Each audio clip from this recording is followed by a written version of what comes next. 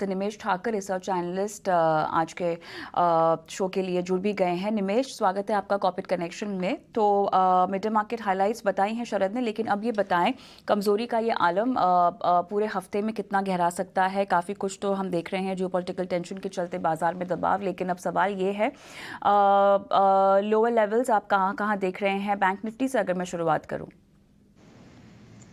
Very good morning कविता। देखिए, bank Nifty की बात करें, बैंक निफ्टी एक स्ट्रॉन्ग सपोर्ट एरिया के ऊपर ट्रेड कर रहा है। मुझे लग रहा है कि जैसे अभी क्रूड बढ़ा है, इसलिए इन्फ्लेशन का थोड़ा कंसर्न है। बट ऑल ओवर अगर देखा जाए तो सभी बैंकिंग के अंदर अभी इंडियन पॉइंट ऑफ व्यू से बात करें तो काफ़ी स्ट्रॉन्ग क्रेडिट ग्रोथ दिख रहा है। साथ साथ एनपीए में भी काफ़ी रिकवरी दिख रही है। मुझे लग रहा है कि ये जो पीएसयू बैंक के अंदर पिछले 2 दिन के अंदर जो कुछ भी करेक्शन है, आई थिंक एक बाइंग अपॉर्चुनिटी कंसिडर कर सकते हैं। तो मुझे लग रहा है कि एक स्टैगर्ड मैनर में देखिए, ग्लोबल मार्केट के अंदर डेफिनेटली एक कंसर्न है।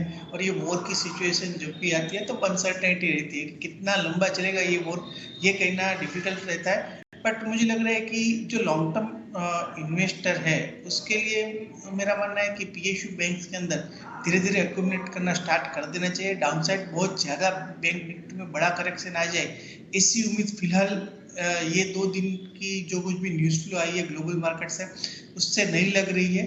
डेफिनेटली थोड़ी वोलेटिलिटी रह सकती है, बट मुझे लग रहा है कि जहाँ क्वालिटी बैंक्स है और जहाँ पर एनपीए के अंदर अच्छी रिकवरी आई है, मुझे लग रहा है कि रिजल्ट से स्टार्ट हो रहा है, वहाँ से हम लोग एक काउंटर बाइंग देखने को मिल सकती है। इसलिए बैंकिंग सेक्टर के अंदर सिलेक्टिवली मेरा व्यू जो है बुलिश है, और यहाँ से बायो डिप्स की स्ट्रेटेजी जो है बैंक निफ्टी के अंदर अपनानी चाहिए, ऐसा मेरा मानना है। ऑलराइट, लेकिन मुझे ये बताएं कि अगर ये लेवल्स यहाँ पर कोई ख़रीदारी इनिशिएट करने का मौका बनाते हैं तो वो कौन कौन से स्पेसिफिक काउंटर्स होंगे जहाँ पर शायद आप इनिशिएट करने की सलाह देंगे, निमेश? देखिए, पीएसयू बैंक्स के अंदर करंटली ये लेवल पे जो मुझे अच्छा लग रहा है वो पीएनबी बैंक। पिछले ही महीने हम लोगों ने अपने शो के अंदर 62 रुपीज़ जो है बाय रिकमेंड दिया था। मुझे लग रहा है कि 83 का एक टॉप बना के अभी फिलहाल 73-75 के आसपास चल रहा है, तो एक गुड एंट्री पॉइंट बन रहा है पीएनबी के अंदर।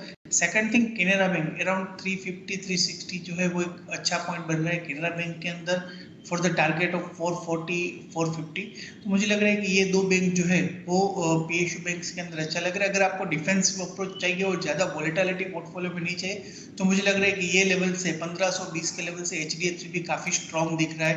डाउन साइड यहाँ से काफ़ी लिमिटेड है, और जैसे ही रिजल्ट आता है मुझे लग रहा है कि रिजल्ट के बाद हम लोग एक short covering move HDFC bank के अंदर देख सकते हैं। तो एचडीएफसी बैंक के अंदर भी व्यू मेरा जो है वो बुलिश है।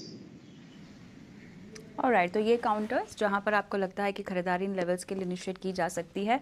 और अगर मैं शॉर्ट टर्म व्यू चाहूँ स्पेसिफिकली, आज के सत्र में हम देख रहे हैं कि आईटी जो है इकलौता है जहाँ पर थोड़ी सी खरीदारी का मोमेंटम है, लेकिन जहाँ पर ज़्यादा कमज़ोरी आ रही है, उनमें से कौन से इंटरेस्टिंग काउंटर्स आपको दिखाई दे रहे हैं? देखिए, टीसीएस के अंदर बायबैक के जो है वो कंसिडरेशन आएगा 11 तारीख को जब उसका रिजल्ट आएगा। तो मुझे लग रहा है कि ये अभी का जो, अगर शॉर्ट टर्म की बात करें, 1 या 2 दिन की बात करें, तो मार्केट में डेफिनेटली अनसर्टेन रह सकती है। निफ्टी यहाँ से और भी 150-200 पॉइंट जो है वो करेक्शन आ सकता है। जो स्ट्रॉन्ग सपोर्ट एरिया है निफ्टी का वो 19,250 के आसपास का है। तो अभी भी यहाँ से 250 पॉइंट की जगह है, अराउंड 1% आसपास का करेक्शन निफ्टी में आ सकता है।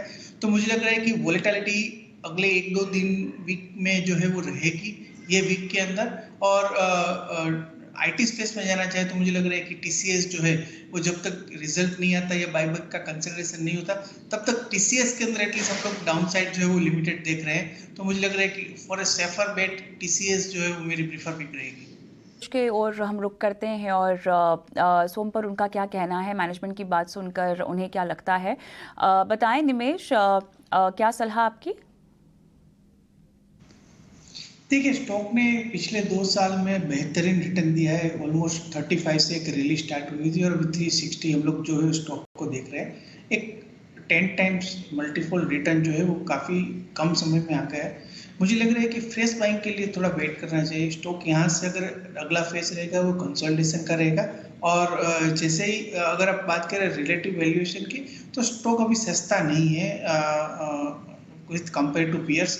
तो मुझे लग रहा है कि कहीं ना कहीं एक कंसोलिडेशन का फेज आएगा या एक करेक्शन का फेज आएगा। तो I think wait and watch करना चाहिए, लॉन्ग टर्म इन्वेस्टर है उसको बने रहना चाहिए, बट फ्रेश एंट्री के लिए मेरा फिलहाल ये लेवल से मैं कंफर्टेबल नहीं हूँ। मुझे लग रहा है कि कहीं ना कहीं 270 से 300 रुपए के आसपास अगर स्टॉक मिलता है तो आई थिंक लॉन्ग टर्म के लिए बाई करना स्टार्ट करना चाहिए, बट ये लेवल से जो है वो फ्रेश एंट्री के लिए अवॉइड करना चाहिए, लॉन्ग टर्म के लिए आज से आप होल्ड कर सकते हैं।